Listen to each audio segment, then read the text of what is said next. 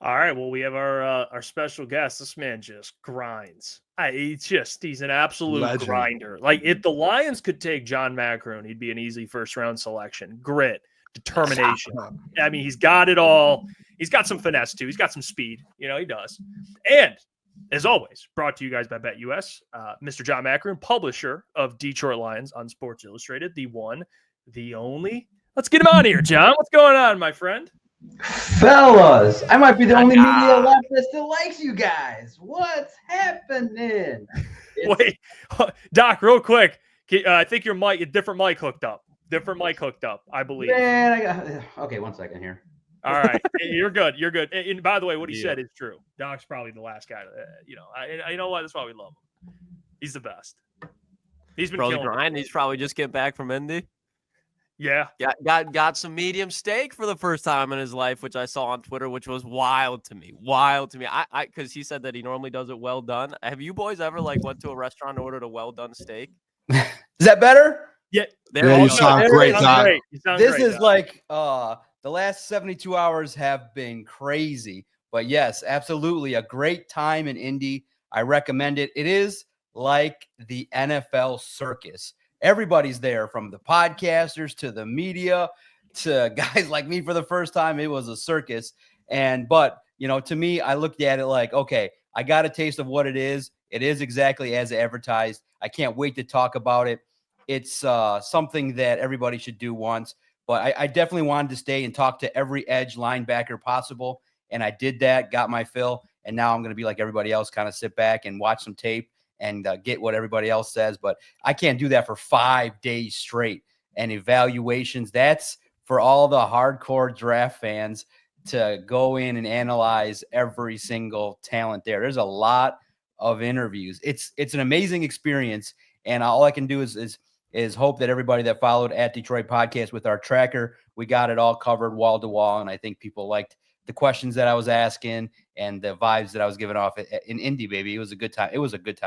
Yeah. I mean, I don't know what you sent me, Doc. You sent me a picture of you eating like baby food. I don't know. It was like fancy. It was fancy. I just didn't know what the hell it was. Can you explain? What was that? I have the photo, but what was that? What were you eating? Listen, man, I'm going to say this.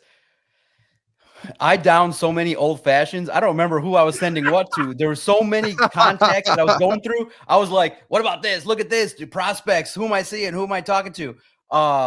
I have no clue. We went out a couple times, restaurants. The company was amazing. They treated us like gold. Got to meet a lot of the people. I had a steak. What else was I eating?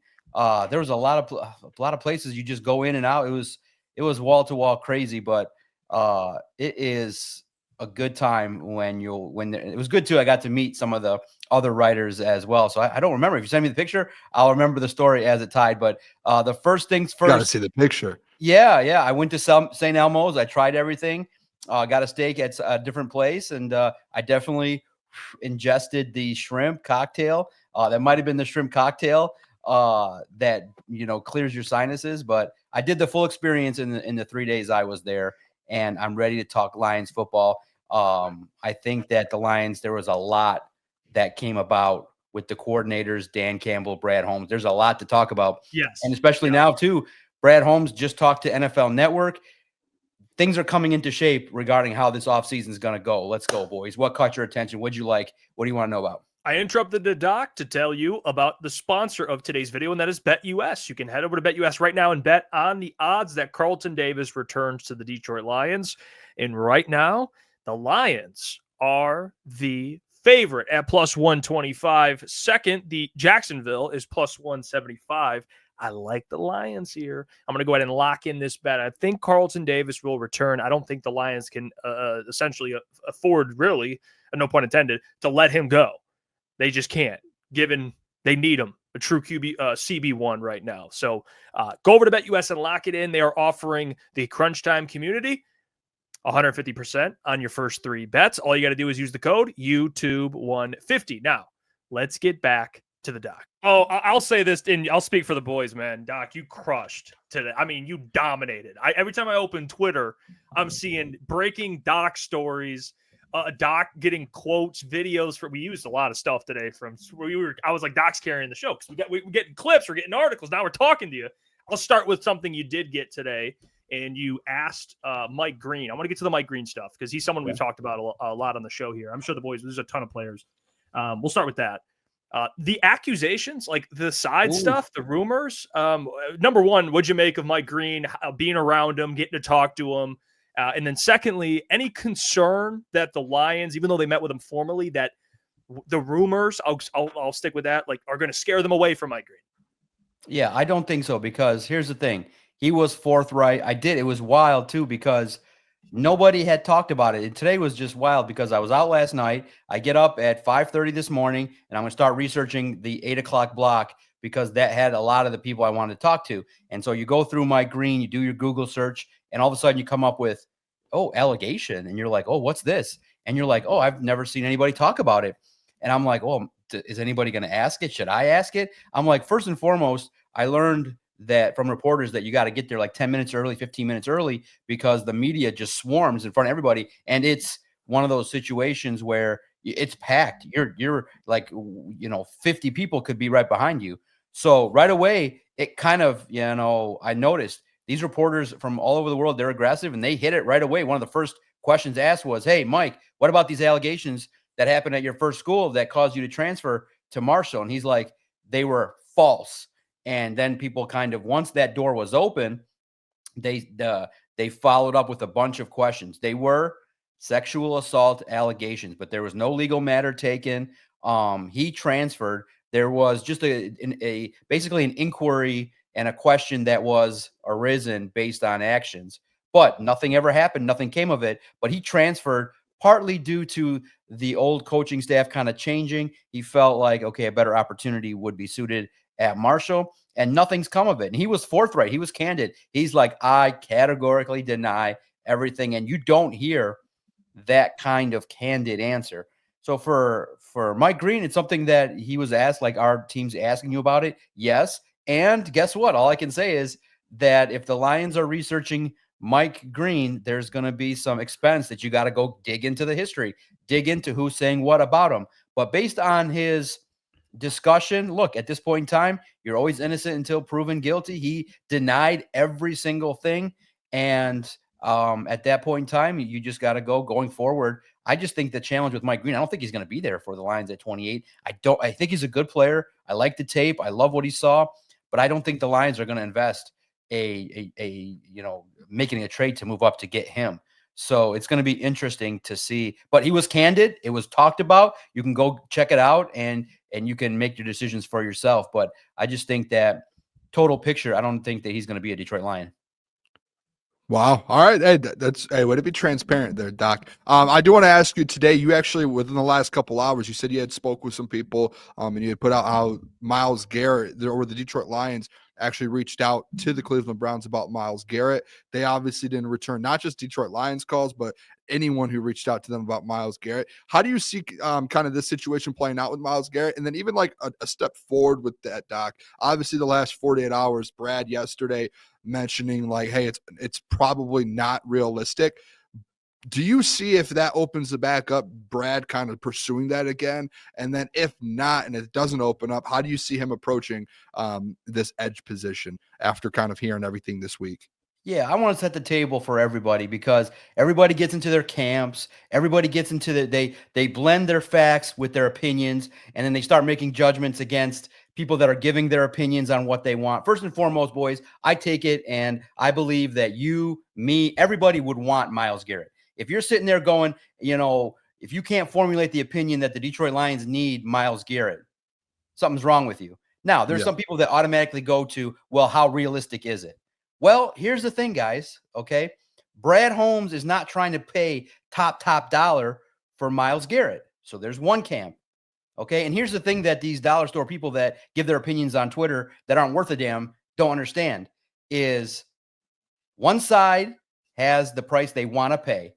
The other side has an asset. So what will happen is both sides will take the stance of negotiating. So here's what's going on. The Browns have stated at this point in time clearly from the general manager to the head coach, We are not dealing this asset, period, which is going to drive up his asking price. You have a commodity that 15 teams want. So naturally, it's not news that Myles Garrett, people are going to call about him. Brad Holmes has dealt with Barry before for the Zadarius Smith trade. Okay, so clearly everyone knows that the Lions are interested in Myles Garrett. That's not news. But the interest level right now of the Browns is 0 to entertain any kind of talk. So that was if you read Lions on SI today, you got what people are telling me. That, hey, the Browns are not making these calls back going, hey, give me this now. Right now, their answer directly is, hey, we're not addressing it. We are not dealing them publicly. We are not giving it up. We are not giving up Myles Garrett. That's the stance. Now, the stance of the Lions is going to be, here's the problem, which Brad Holmes just said on NFL Network. He was interviewed. We got to sign our own guys. We got Jamison Williams looking potentially at a franchise tag, boatload of money. You got Kirby Joseph potentially needing a lot of money. You got Aiden Hutchinson going to break the bank. So Brad Holmes publicly stated, hey, we got to pay our own guys. There's probably not enough money to even make it happen. So Brad Holmes cannot pay top dollar for Myles Garrett on the open market. He would love to, clearly, and I think he took my question maybe in not the exact spirit in which I wanted to, but I think he got there, which was my opinion was, I think I prefaced it with a nice statement. I said to Brad, hey, Brad, you built a great roster. Many people think you're one guy away to win the Super Bowl. And then he went into, why do I need one guy? Why don't I get 3 edge rushers? And I should have just said, yeah, a great general manager could get 5. I hope you get 5. I should have kept it, but I kept it like in line with hoping he would stay and conversate. And I said, it's difficult. And he said, yeah, but he definitely wanted it known that the Lions don't ignore pass rushers, but it's just not that easy. Well, no duh. You know what I mean? And so had there not been 50 other people there ready to shout out more questions, I would have just said, hey, I know it's tough, but that's why they pay you the big bucks, is to figure out how to make the best players show up on the Lions. But, sometimes the odds are stacked against you and it's tough.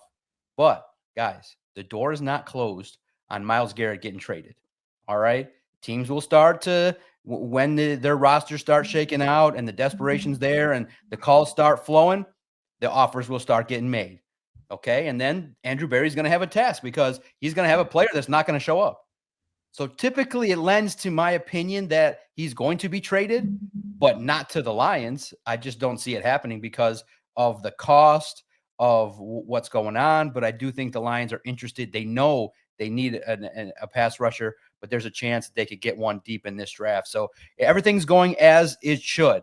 The Lions don't want to pay 2 first-round picks. They don't want to pay a player. They don't want, and they don't want to kind of go outside their comfort zone of making a splash. His answer was not the best in regards to, well, what if he gets injured? Well, so what? That's what happens. You still got to start the year with the best roster possible. And if you know what I mean? So him saying, well, why should I just stop at 1? Well, clearly I know that you're not going to get 2 pass rushers. You're not going to get 3 superstar pass rushers. I just want the 1. My question was, many people think you're 1 guy away.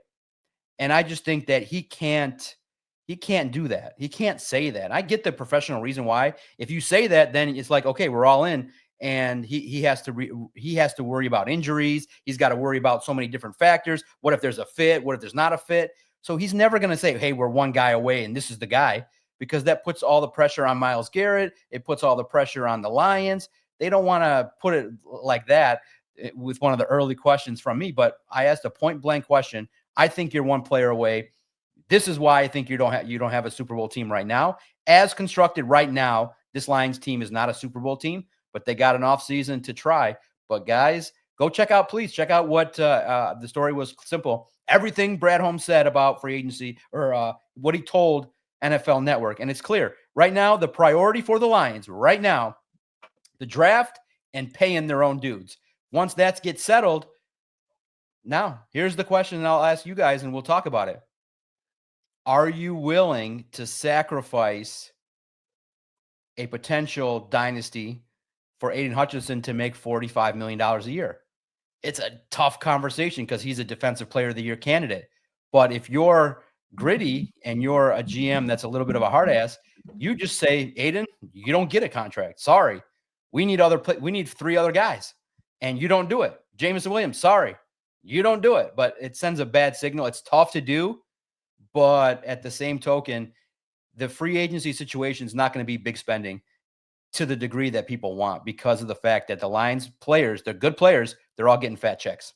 So Myles Garrett to the Lions, I don't think is dead.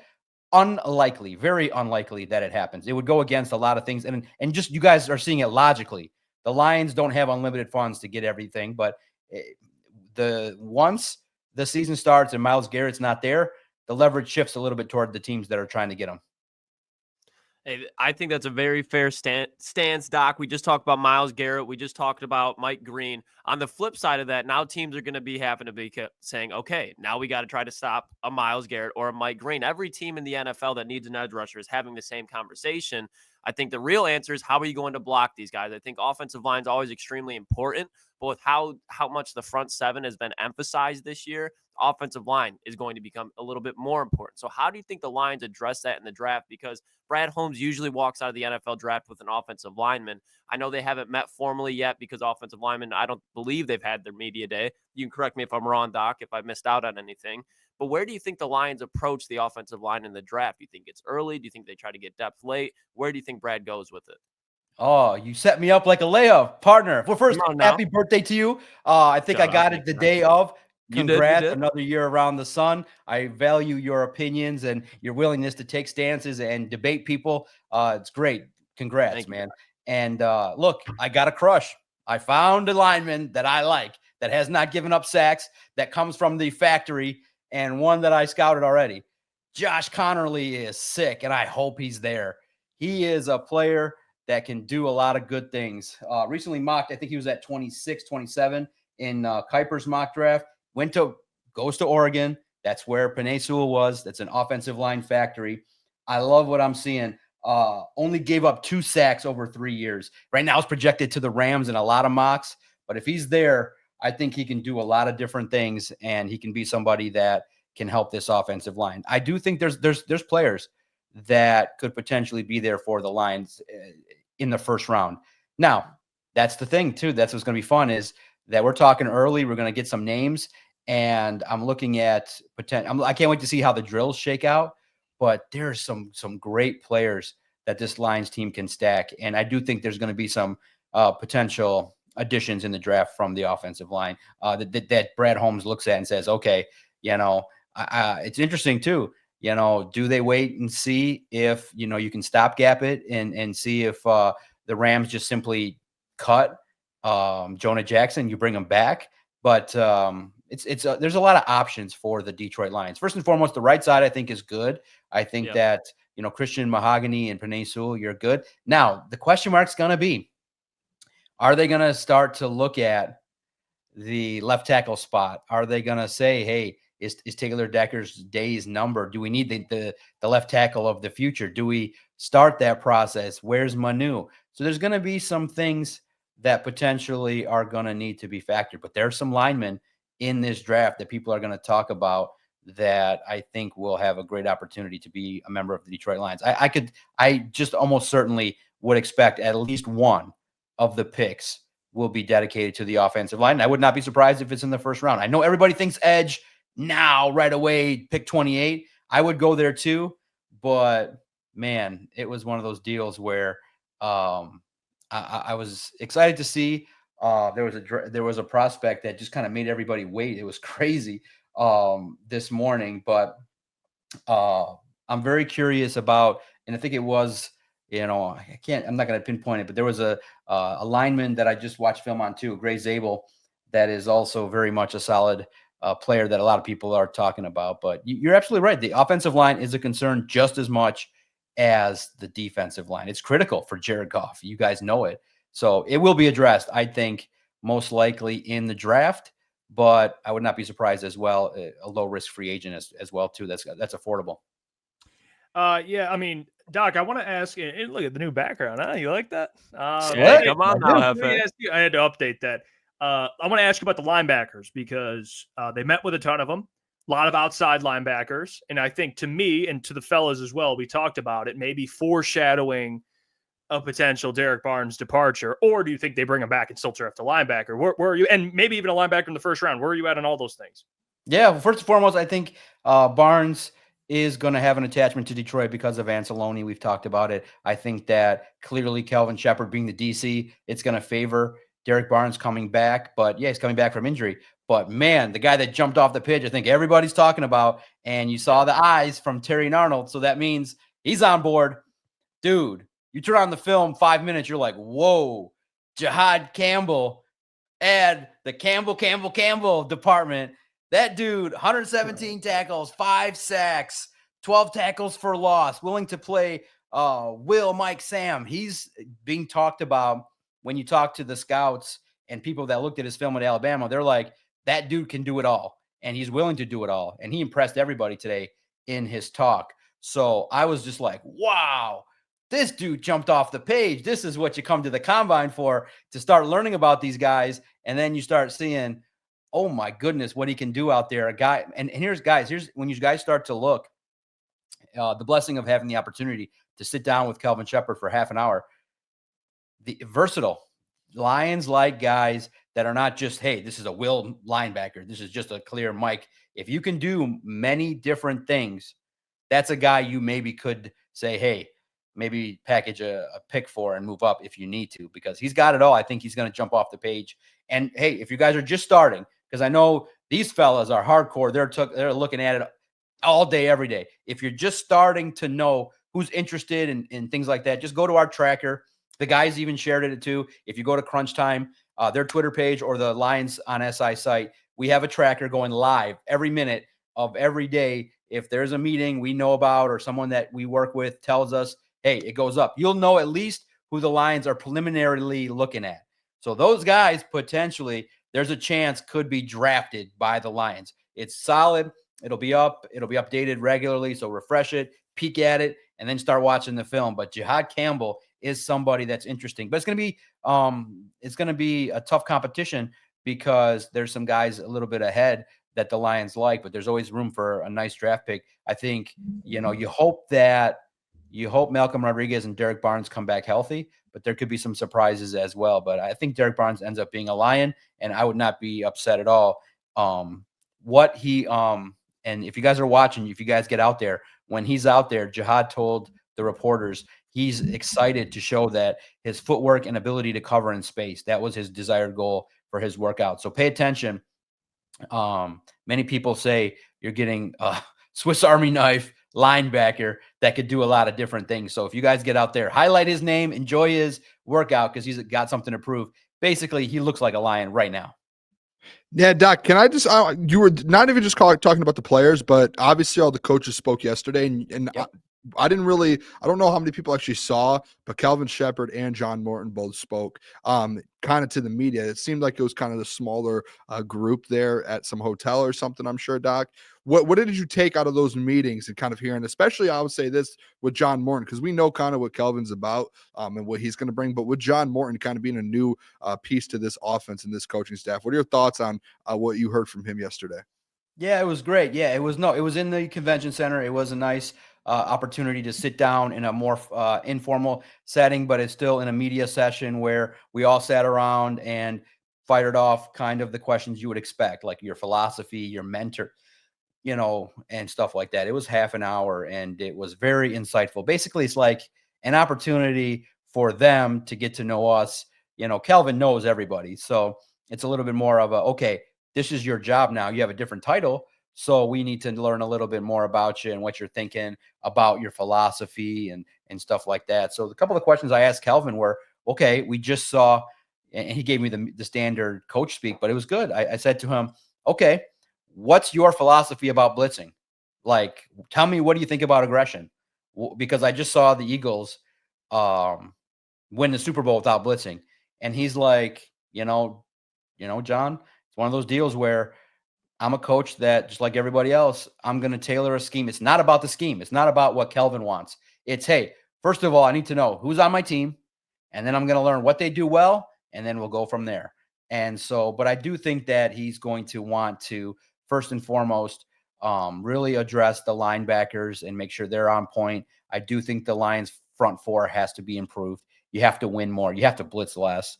And I do think that what you're going to see is a defense that's going to continue to be aggressive, but with the hopes of some young talent that's going to get to the quarterback and win some battles one-on-one and have more of an opportunity. So Calvin was established. Everything you think you would want to hear from him, we learned. We learned about the impact of some of the coaches and some of the people that were influential to get him where he was, but he's on point. Now, on the other side, John Morton, a little bit, like I said, when we talked last time, just based on what he talked about with Dan Miller and with us, it's not as comfortable sitting there, but I think as he realized, okay, we weren't going to just the first question was not, hey, you bombed out with the Jets. What happened?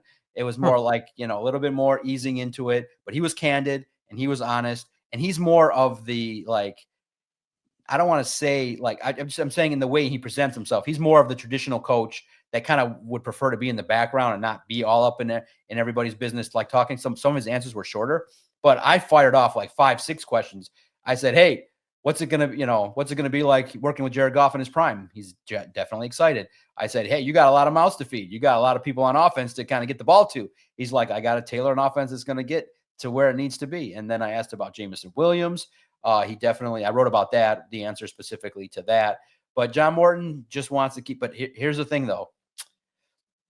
The part that, kind of came to light is that him and David Shaw and things like that still heavily, I think, going to be looking at this passing game. And I'm not so certain, I want it to be a little bit more run centric, but I think that there's going to be ways in which this offense is going to be tailored to, hey, whatever is needed on a week-to-week game plan. What John Morton clearly stamped is he loves spending all the hours game planning as to what to do to attack an opponent. And I think the first things first is he didn't call out Jared Goff, but he called out the issue. He said, first and foremost, we probably can win playoff games if we protect the football. And he said it like 3-4 times, protect the football. That's key, is that we got to make sure we don't turn the ball over. So for John Morton, it's going to be an uphill climb because many people think that Ben Johnson was a big reason why this offense shined. Yeah, but I do think John Morton, the drop-off is going to be there a little bit early on, but I do think that the staples of this offense, working with Tashard Choice, David Shaw, Scotty Montgomery, a point of emphasis too is I asked Dan Campbell, one of my first questions to him was, what's Scotty's role now that he's going to work with the receivers? He's like, Scotty's going to be a heavy, kind of the lead dog in regards to the passing game. So there's going to be some, wrinkles and things like that. But I thought John Morton handled himself pretty well, but he was more blunt to the point, not as elaborate, but something that was revealed, which is funny. Picture this.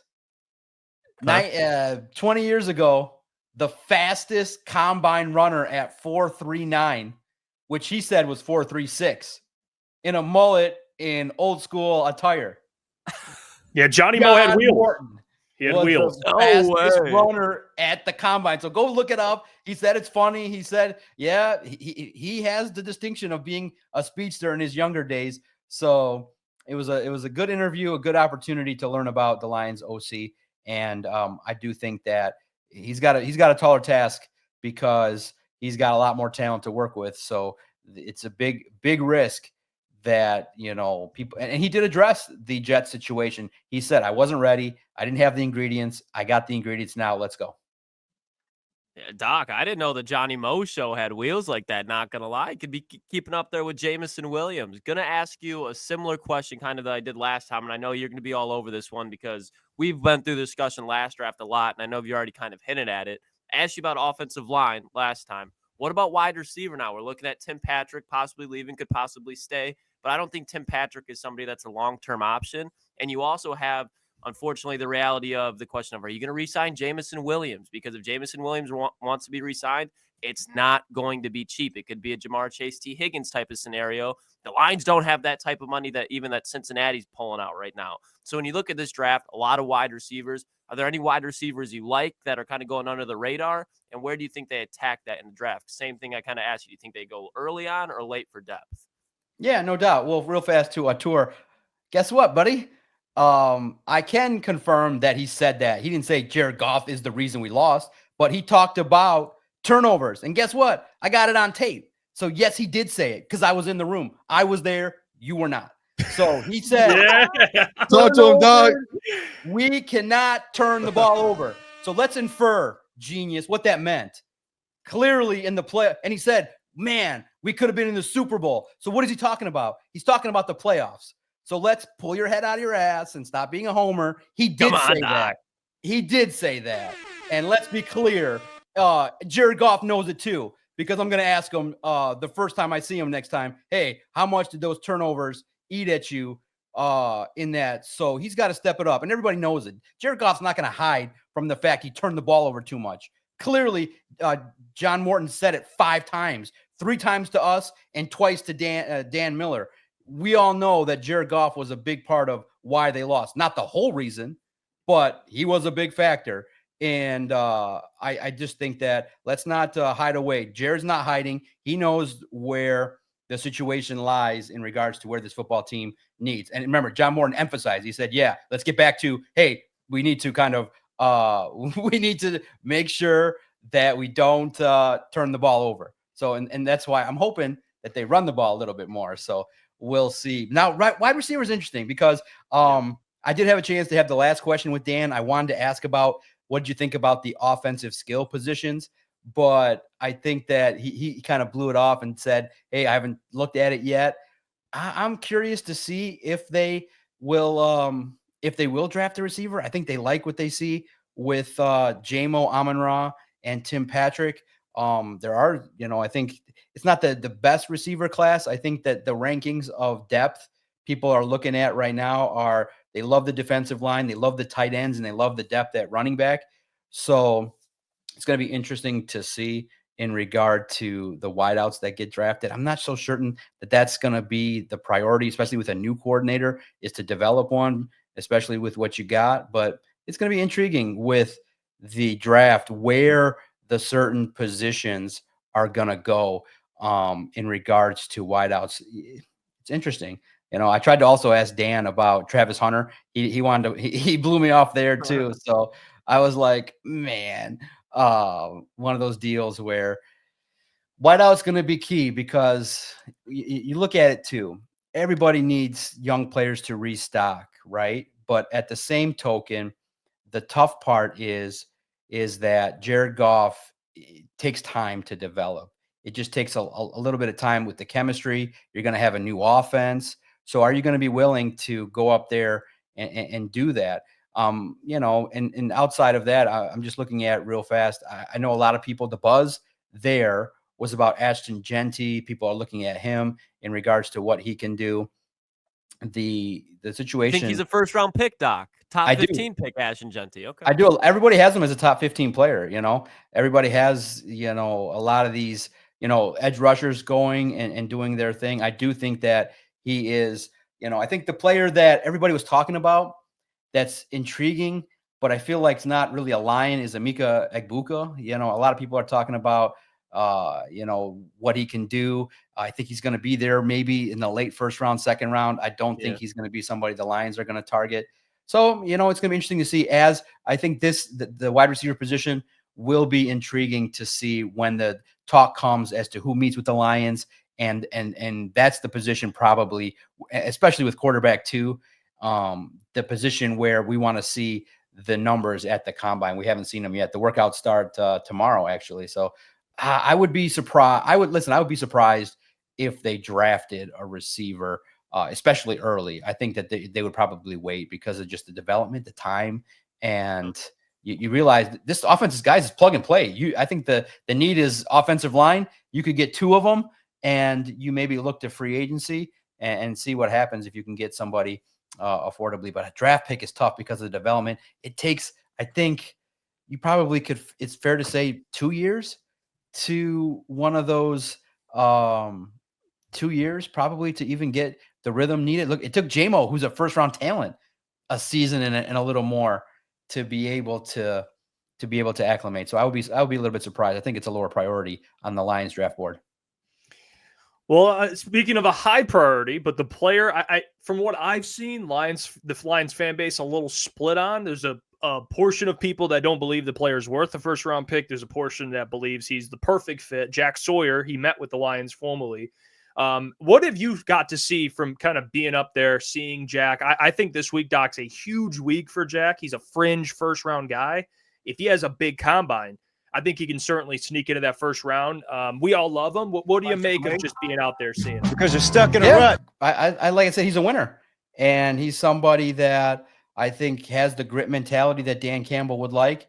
You know, I think that he's got a little bit more of an uphill climb in regards to some things that are some of his weaknesses. But, you know, you can't beat competitiveness. And here's what Dan Campbell's going to love. When he sits down and he sits down and talks to Jack, he's going to be like, dude, I love the fact that you fought those guys. What did it mean to you to see them rip that? What did it mean to you? I mean, the question is going to be asked. What did it mean to you when you see Michigan taking the flag and planting it in your stadium? And then you see that publicly where he's like, you know, getting up and pissed off. And then you go back and you're a warrior in the college playoff and you win. That's something that's going to appeal to Dan Campbell. Somebody that, hey, you faced adversity. You lost all your games to Michigan. And you were an integral figure in defending your home turf. That's grit. That's a definition of an intangible that the Lions would like. So I do think that the good old boy connection would be fun to listen. It would be a fun situation to see what they talked about. He would be a fine player, and you do look at the linebackers because of the fact that the defensive coordinator is a linebacker. But I'm curious to see too now the influence that Kelvin Shepherd is going to have on this draft when he gets a chance to look at it too. So we'll see. Hey, Doc, I want to ask you just kind of broad question here, because especially with the next few days, offensive line, receivers, all of that, and all of the research you've been doing in the homework, what are just is there a couple guys to keep your eye on over the next 2 or 3 days? Or like, it's kind of like, I'll say this, I'm trying to think of the word. What's the right word? Like a secret dot guy. I don't know. Like just someone that no one's really talking about that. Under the radar? Under the radar. I could not think of that. I don't know. Yeah. Hey, I got you. Just a couple under the radar guys the next 2 or 3 days, especially while we're down there, for the people to kind of keep an eye on when they're tuning in to the combine this weekend. Yeah, no doubt. And of course I'm watching porn. Of course. You know, I can talk football and watch porn at the same time. Guys, there are literally 500 players in my head and I'm coming off a 3-hour sleep. You think I have every prospect in my head? No, I got them all on a screen here. Linebacker, safety, this, under the radar, this, and all that. So it's good. I would today, like I said, for me, I've been like, I hardcore looked at the edge rushers. And I thought that right now, the two names, they're not under the radar, but these are the guys that I think, look, to me, in my opinion, you know, we're going to have a couple weeks after the combine to dig deep into all this.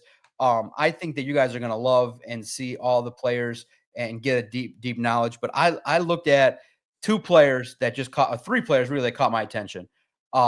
Nick Scourton, I think, is somebody that everybody was impressed with when we spoke to him today. Definitely check out his numbers. I'm disappointed in the fact that Mikael Williams is not going to work out. He revealed, so for those that are paying attention, he revealed that he played this season, still productive, but he had a lingering ankle issue. He's not working out.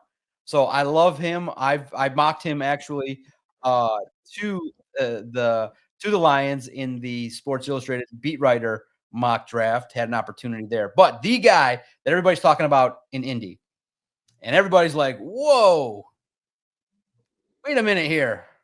This guy sticks out. Now here's a guy. The guy that I think is going to be somebody that's going to be definitely paid attention to. 6'2", 247 pounds, Donovan Izuraku. Man, he had 16 and a half sacks. And that sticks out. And everybody was like, whoa, 21 tackles for loss, the ACC Defensive Player of the Year. Everybody was like, whoa, that's a Lion. And you turn on the tape, that's a Lion. And I think that you should pay attention to him. He's the early candidate as a player that stuck out, that people are going to put on their lists as a combine riser or an interesting name to pay attention to for the Lions. And I think that there's going to be a lot of people that when you see what the Lions need, okay, it's not the final piece, but you need to get edge rushers. You need to get some guys that are going to be able to win. When you see, and of course we can't talk about the Eagles because they're further along. They had high quality draft picks, but they were able to win with a front four, and the Lions haven't had that. They've had to blitz at a high rate. Well, you can do that. And you got guys like Branch, Joseph, Ifeatu Melifonwu that could do it, but it's a risk. You don't get home, get a mobile quarterback, boom, defensive football 101. You blitz, there's an extra defender, there's an extra offensive player free that any smart quarterback can find. So good luck, but pay attention to Donovan. He's moving up the boards, and people are very much intrigued with what he did. He generated the most buzz, I think, from the tape, and so what people think the Lions definitely need. I literally, Doc, before 10 minutes before you hopped on, I said this is a guy I want in Detroit. I stamped him as a Booner guy. Booner guy. And I was like, I want this guy. I don't know why. It's crazy. Someone put it in my head about a week ago. Someone put it in the chat, and I planted a seed. And the last few days, I keep seeing him, and I'm looking like 16 and a half sacks. And then today, his interview, Doc, I watched the whole 15 minutes of it, and this guy he needs to be in Detroit tomorrow. You need to get this guy in Detroit. He is unbelievable. Maybe 6'2" is tough, but figure it out. He's just too good. Yeah, Lions guys move up the board. Yeah, Lions guys are clear. They get established. And this draft, listen, it's interesting because there's a lot of people now wondering, all right, can the Lions maintain their level of competitiveness? I think they will. The scheme's in place, the talent's in place. But the question mark's going to be now free agency. Here's what Brad said. Our dollars can only go so far. We can't pay. He said publicly now, we can't pay everybody. We're going to have first world problems. And that, to me, this is just opinion, not reporting or anything. This is my opinion. I think that means Levi, he gets an offer, probably gone. Carlton Davis, he gets a fat offer, probably gone. So I think that you realize that you have to make tough decisions. And I think that they're going to rank the guys that they drafted first as a priority, guys that are healthy and things like that. But the issue is, I do think Levi Onwuzurike, based on his merit, would earn another year in Detroit, but not at $16 million a year, not at the highest rate possible if he's a free agent. And I think Carlton Davis will also test the situation too, because guys, Kirby is going to bust the bank and Aiden's going to bust the bank. So those are situations in which the Lions are not going to change, where, hey, they want to reward their draft picks that play well. That keeps the locker room happy, and they're going to give guys raises and opportunities. So this is now the time too. And Brad Holmes lost some key figures from the front office who were some good scouts. So it's going to be tough to rework a system to get everybody back in place to be where they need to be. So I'm fascinated to see how they rework it, but I'm hoping there's a little bit of excitement with the free agent moves, but I think it's going to be lower key, guys 28 to 31, 1-year deal, kind of in the mold of like what you saw, maybe coming off of an injury. You never know. So we'll see how it plays out. Doc, I'm going to switch gears just a little bit here because honestly, big news. Detroit Pistons, Detroit basketball is back. They're coming off their 8th straight win, a 20-point win over the Boston Celtics in LCA. I don't know, Doc, if I would have been told that before the season started, I would have been like, oh yeah, Jason Tatum's probably out. Pistons had the best game of the year, but the Pistons have just been on a roll recently, Doc. What has been your takeaway through this 8-game window that we've just seen? Yeah, no doubt. Just here real fast, another name that popped up as a linebacker that I highlighted that also he talked about the stuff that he did in the work with against Jahmyr Gibbs. I think Demetrius Knight Jr. from South Carolina. Pay attention to that name. Yep. He's a linebacker that people think is athletic and can do some things. Pay attention to his workout, put his name down, and as a player to watch this week as well. Now, the Pistons, man, guys, it's fun, right? It's fun when you have a coach that, listen, coaching is 101. Establish a bond with your players. Establish hey, this is what our standard is. Meet the standard or else. Sounds good. JB Bickerstaff comes from basketball lineage. I think that you got a raw deal in Cleveland. And first and foremost, credit to, look, we've given Mr. Gorse a hell of a lot of shit for the way in which he conducted business. He tried, and he kind of gives off the incompetent vibe, but he scratched a check for north of $70 million to get a guy gone. That's crazy in my mind, but everybody recognized, dude, you hired a guy that didn't want to be here, and you did it because you gave him money. So they recognize, oh man, we have messed up royally. Let's blow this situation out of the water. And Troy Weaver was the easiest decision to move on from in the history of sports. I couldn't believe. And remember, guys, when people come at you, I was saying since the first couple years, this guy is not a talent evaluator. This guy's not a GM. This guy was a glorified scout. And when he came to become a GM, he focused on projects and centers, and he wanted to play 1984 basketball in 2017. And then you had all the keyboard warriors saying, oh, you're not a basketball guy. Listen, I don't need to be a geeknik. I don't need to be a guy that shows up at LCA 40 times a year to realize this guy can't bring and put together a roster. It's pretty clear. They went backwards. What more do you need? And you still had. So remember, when you are debating sports with people that are nut huggers, just remind them, hey, you supported the Killian Hayes pick. Everybody in 5 minutes knew that was an embarrassment. Everybody knew Troy Weaver wasn't capable of his job. And there were people screaming it from the high heavens. And there were still people going, patience. No, Troy can do it. No, look what he did. Let Troy cook. Yeah, okay. Troy burned the house down. And thank goodness the fire extinguisher in Mr. Goris paid the headache to go away. You start with a leader in Trajan Langdon is like, I want this. And guess what? Really, in the end, I like to take this 60 seconds to continue to trash Troy Weaver. How can you evaluate basketball as an executive and sit in your chair and pick and pick and pick and have resources financially, and you can't find a dude that can put the basketball in the basket? Like, you couldn't find 3 shooters to shoot the ball, and you had Dwayne Casey and you had John Beeline. You had these coaches that were shooting experts, and they were trying. And for whatever reason, they couldn't understand the mission, which of basketball is, when I take a shot and I can't make a 3, maybe I should stop shooting them.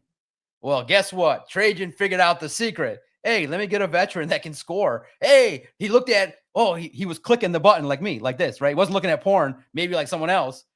He was clicking the button going, let's look at this 3-point percentage. Maybe somebody over 35% or somebody that can be a veteran. So they get Tobias Harris, Malik Beasley, Tim Hardaway. What do you know? You unlocked Cade Cunningham. So kudos. They, first and foremost, I will own, I was a little bit too judgmental on Cade. I'm a superstar person. Kobe. I'm like number 1 pick, like Kobe, Shaq, big time, LeBron. Cade is not that, but he's upper echelon. He's not average. So I was wrong. I was not way too soon but that was just from desperation because we watched so much shitty basketball. And I'm a basketball fan. Grew up as a bad boy. My early memories of sports, 89, under the covers, watching Portland, the Portland series, the Lakers series, getting all mad when they boned Bill Laimbeer and called the most disgusting foul that never occurred in the history of basketball. The league screwed the Pistons. They should have had a three-peat. And so that's where I grew up as a Pistons fan, and watching them just from afar and understanding that, hey, basketball. And here's the thing, too, which is fun. Congrats to them for winning. Good to beat Boston. The fans are into it. Here's the thing, though. The Pistons have always been kind of like that going to work mentality. They got to construct a team. And, you've always needed that kind of Batman and Robin situation. And now you at least got Cade Cunningham, who's emerged.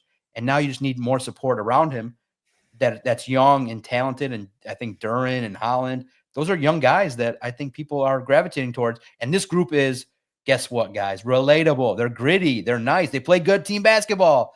They play effectively. And now, hey, just like everybody's going to say, don't let the Pistons get hot, guys. Don't let them get hot. Don't let them get belief. Look out. Pistons are coming, led by Trajan Langdon. It's good to see. Everybody should support them. And F the Celtics. Good. Go home. Hopefully, I hope their flight gets delayed 6 hours and they sit on the tarmac and think about the ass whooping they just took. Well, I want to ask you about, because you guys put out an article about it, and the NFLPA, Dan Campbell, A+. The players gave him the grade. He's one of a couple head coaches in the league, notably Kevin O'Connell in the division of the other one that got an A+ amongst his players and other players. What do you make of that? What does that mean to have a guy like Dan that just players continuously love him? Carlton goes on a podcast, says he's the best coach he's ever played for, or his favorite coach, whatever verbiage he used. But how significant is that? And I think they also got like a B- on the cafeteria. What's going on in the cafeteria? But first, the Dan Campbell thing. Yeah, no, first and foremost, the NFLP, I was like, no, inside thing. You got your stories for the day and you got all these like notes, and you're like a guy like me who's just scribble stuff all over the place, and you got to piece it all together again. You're like, oh my God, all these, there were like 15 audio content I got. I'm like, oh my God. And then you see the alert, and I'm like, no. I'm like, Christian, just write this, please. I can't put this all together. I can't even think straight. I got like all these names. I had to get up at 7 o'clock, 5:30, get up, eat at 7, get over there by 8 o'clock. I'm like, man, that was the last thing I needed because people like that article. But look, what's going on in the cafeteria? Well, first and foremost, let's start with the positive. Dan Campbell, everybody loves him. Why? He's real, he's honest, and he's relatable. Look, he answers the question, doesn't answer it. Look, he actually, when you see that clip of him going, hey, I'm here to see you, that was my colleague, Grant Cohn. And he doesn't know Grant from a hole in the wall, but he knows Grant is filming, and he's asking a question that's kind of unusual. He asked Dan, and he asked all the head coaches the same question because the 49ers coach didn't show up. So he's like, my theme is, what do you get out of coming to the combine? And Dan points to him and goes, to see you, boss. And he's, to see you. And Grant, I'm like, Grant, of course. But Dan is relatable. He's funny. He's energetic. People gravitate towards him. Number one thing with the coach, it's all that people want is, hey, tell it to me straight. If I'm playing well, Carlton Davis said it, and everybody said it and echoed it. If I'm playing well, he's there. Hey, good work. He appreciates the work you do. If you're not playing well, he's on you. Like, hey, get your shit together. And he's a real coach. But the thing that gets him the respect, look at him. The dude's built like still an NFL tight end at his age, and he's imposing. You have to respect him. How do you not respect Dan Campbell? He's a respected coach that everybody loves. A+, no questions asked. Now, the other stuff, I think that if you guys ever were to get a chance to go to the locker room, it's outdated compared to when they see the pictures of what, like, there's LED lights, there's space. It's a little cramped. Not in regards to, like, relatively speaking, it's a fairly sized locker room, but there's no bells and whistles. There's a stall and there's a bench, and you sit on it, and you get a locker. You know what I mean? It's not, there's no LED lights. There's no gimmicks. It's just a basic locker room. So I can see where the players are like, hey, let's look at Jerry World. Let's look at all the bells and whistles you could have with electronics and USB ports and some cool shit. It's not like that. The locker room is more gritty. So I could see where the Lions don't like the locker room. The cafeteria, digging into it, I would probably presume they like more variety, more certain, ethnic styles, or just a lot more options. So I would presume that the league and the players take it seriously. But guess what? It's a top 10 rating. It's one of those deals where it's just used to help foster people wanting to come to your organization. You're not in the bottom list anymore. You're respected. People love coming here, and that's what it means to be a culture. Players will come here because you can win and you can be coached to meet your potential. So great ratings. Check them out. NFLPA. You can check out the bottom feeders that end up, typically having, it's fun to read through it. Like some of the, like, really in the end, the Bengals are the worst of the worst. Like, they just in the past would charge people for services and try to get money from the players. God. And it was bad, but the league takes it seriously, and a lot of people paid attention to it. A lot of people pay attention to those, the surveys, and the survey says Lions are doing some pretty good stuff. Yeah, Doc, another thing I want to bring up too. Obviously it wasn't just Lions coaches and players or people talking. There was also Ben Johnson and AG. And obviously all day today, Ben Johnson is like Jeff said it perfectly. He's on like a media tour right now, going around and saying all these different things. He brought up the stuff about Jared Goff, whether he was joking or not. What do you take of all of that and Ben Johnson? It seems like there's like this new, which as it should be, but like a new rivalry being renewed here with the Detroit Lions and the Chicago Bears. Yeah, no doubt. Here's the funny part, okay? And I'll admit it. Okay, we do play it up. We do play it up a little bit.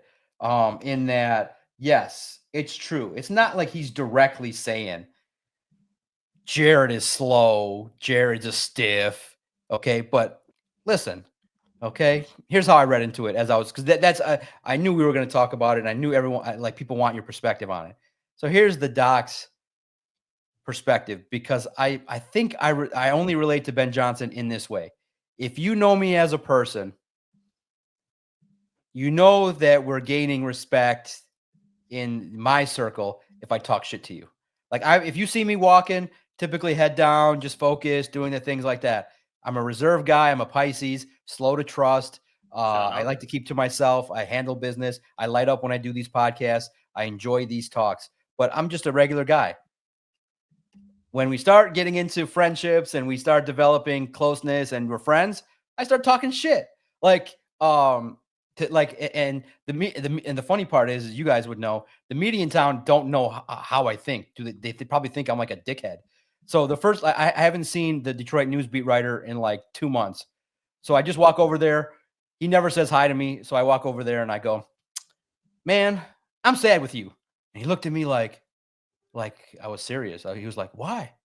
I said, "Bro, my first time in Indy, and I didn't see any shit on your paper that said where I should go eat." And he looked at me like, "Huh?" And so they don't know how to handle that. Like, they don't get that. Like, I talk shit. That's why I really got into sports. I love it. You just talk shit to people. And then his podcast host, my interaction with him is not, "Hi, how you doing? Hey," the first thing I ever said to him is, "I look forward to not reading your shit." And he looked at me like, "Huh?" And then when I see him, now he knows, he smiles. The first thing I tell him is, "Man, your podcast is boring as fuck. And I don't want to listen to it." And then the next time I see him, I go, "Oh, it's a little better this week. I got through 5 minutes." And then I walk off. So this is what's happening. Ben Johnson changed Jared Goff's career. They sat in meeting after meeting, and Jared wanted to be coached hard. So Ben is just talking shit. That's all he's doing. He's just saying, "Oh man, I get to run with an athletic quarterback. This is great. This is something I've never had." So it's true. It's nothing that Jared doesn't know about. He jokes about it. He's like, "Yeah, my 640 speed is going to get us to where we need to go." And that's why it's so funny. That's why everybody cheers when he goes and gets that 10-yard, his one run a game. Jared knows it. That's why he's so meticulous at knowing where his receivers need to be to overcome it. That's where he deserves the credit for being not mobile and being a traditional pocket passer. But guys, it's a cheat code. Having mobility is a cheat code. It's like having this microphone. You guys said, "Hey, comparatively speaking, microphones." I started talking. You didn't like what you heard. We could have did the interview that way. The beautiful microphone connected to the electronics is the cheat code. It's hey, it makes Doc sound enjoyable. We can sit and listen to him talk junk. It's nice. That's the mobile quarterback. You don't need it. We could talk without this. I could plug in headphones. I could sit and we could find a lot of ways to talk. But this professional microphone is the cheat code. Speed, athleticism at quarterback is a cheat code. And everybody wants to be a part of it. So people are naturally, and here's what they're doing psychologically, if you can handle it. They're just projecting their own insecurity that, the Lions don't have their secret toy. We don't have one. So Ben can't talk about it. Like, don't talk about the wart that Jared Goff has. Well, Ben's going to pick it apart. He's going to talk about it. But in the end, listen, today they're probably texting each other like, "Hey, nice." And Ben's like, "Yeah, thumbs up."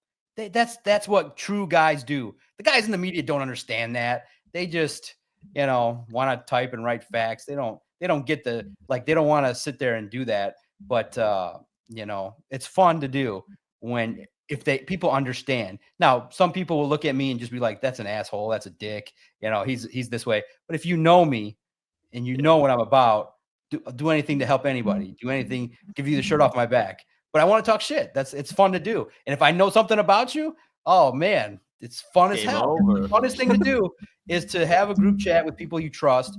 And with my friends, we're not talking about rainbows and dates and shit like that. We're making fun of each other like, hey man, you're blowing up the scale here. Are you hitting 350 yet? You might need to lose some weight. Or, hey, do I need to kind of get you some bariatric surgery? Do I got to write a couple more stories? Like, come on, man. You can't be tipping the scale at 350, bro. A real friendship, Doc. A real friendship. That's real friendship, is to be able to talk shit to people. And that's what that's what Ben's doing. He's just enjoying the talk. Remember too, this is the first time he's getting the media attention. It's the first time that people are like, hey, I want to talk to you. So he's doing the rounds, and it's fun to do. It's enticing. That's why I love doing it.